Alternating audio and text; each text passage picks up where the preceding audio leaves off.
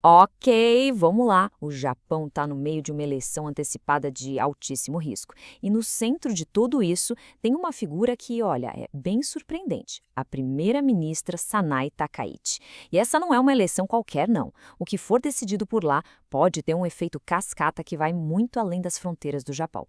E é aqui que a história começa a ficar diferente. Antes de virar a líder conservadora da terceira maior economia do mundo, a Sanai Takaichi tinha um passado, digamos, inusitado. Pois é, acredite se quiser, ela era motoqueira e baterista de heavy metal. Esse espírito meio rebelde talvez ajude a gente a entender por que ela não tem medo de quebrar umas regrinhas da política tradicional japonesa. 80%. Guarda esse número. Esse é o índice de aprovação dela. É um número altíssimo para qualquer líder mundial, mas no Japão isso é algo realmente extraordinário. Mesmo com posições que são vistas como bem controversas, ela conseguiu um nível de apoio popular que é raríssimo por lá. E isso aqui mostra bem a conexão dela com o povo. Os eleitores mais jovens, que são um público que os políticos japoneses costumam ter muita dificuldade para alcançar, chamam ela de Sana-chan. Para quem não está muito familiarizado com a cultura japonesa, o sufixo chan é um jeito super carinhoso de falar, geralmente usado para meninos. O fato de estarem usando isso para uma primeira-ministra de 64 anos, bom, isso mostra uma popularidade que foge totalmente do padrão. Tá bom, então, se ela é tão popular assim, a grande pergunta é: por que arriscar tudo e chamar uma eleição agora, do nada? É uma aposta política gigantesca e a gente precisa entender qual é a estratégia por trás dessa jogada. O ponto-chave é o seguinte: a aposta não é só sobre ela, é sobre o partido dela.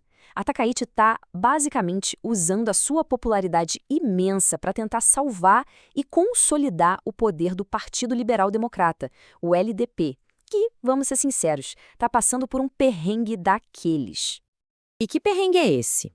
Bom, o LDP, que dominou a política japonesa por décadas, estava numa crise séria.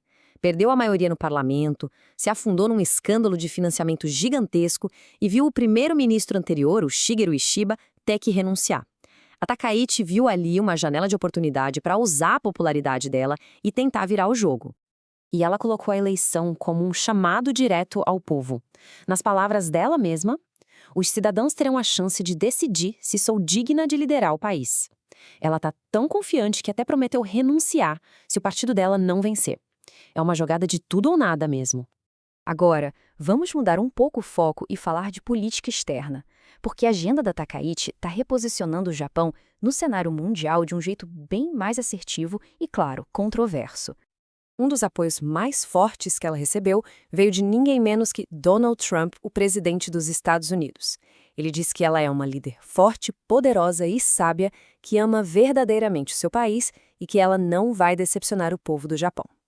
E esse apoio todo não é à toa, né? O Trump admira muito o fato dela estar comprometida em aumentar, e muito, os gastos do Japão com defesa.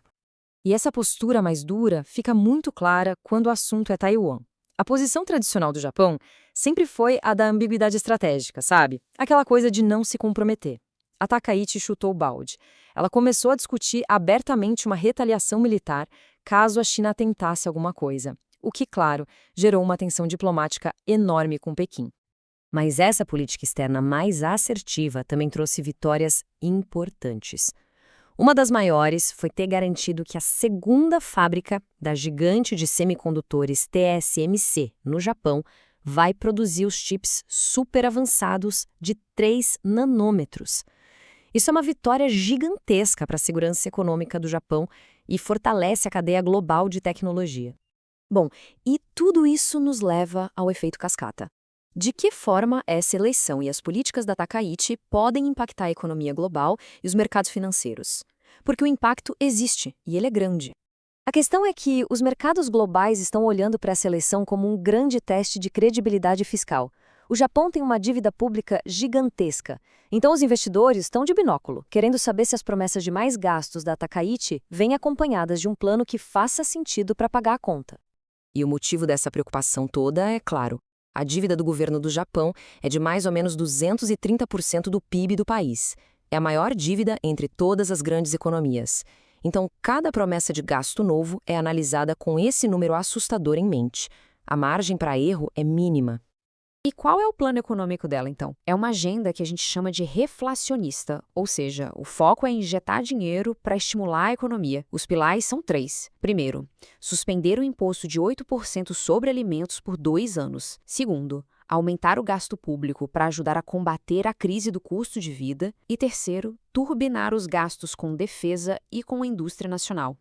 Olha, as implicações econômicas disso tudo são tão gigantescas que a gente vai fazer uma análise bem mais a fundo no especial do nosso novo programa, Touros, Ursos e Robôs. Mas, por agora, vamos dar uma olhada rápida no que pode acontecer com o mercado. Resumindo a ópera, o iene, a moeda japonesa, pode continuar fraco e bem volátil. Na bolsa de valores, empresas ligadas ao consumo doméstico e ao setor de defesa podem se dar bem com os gastos do governo. E o Banco do Japão pode acabar sendo pressionado a subir os juros mais rápido se a inflação não der trégua. Então, no fim das contas, o que está realmente em jogo para o futuro com essa eleição? A vitória da Takaichi vai significar um Japão mais forte e mais presente no cenário mundial, servindo como um ponto de equilíbrio na Ásia? Ou será que essa abordagem mais linha dura vai acabar deixando a região toda mais instável? Essa é a pergunta de $1 milhão que líderes e mercados no mundo inteiro estão se fazendo agora.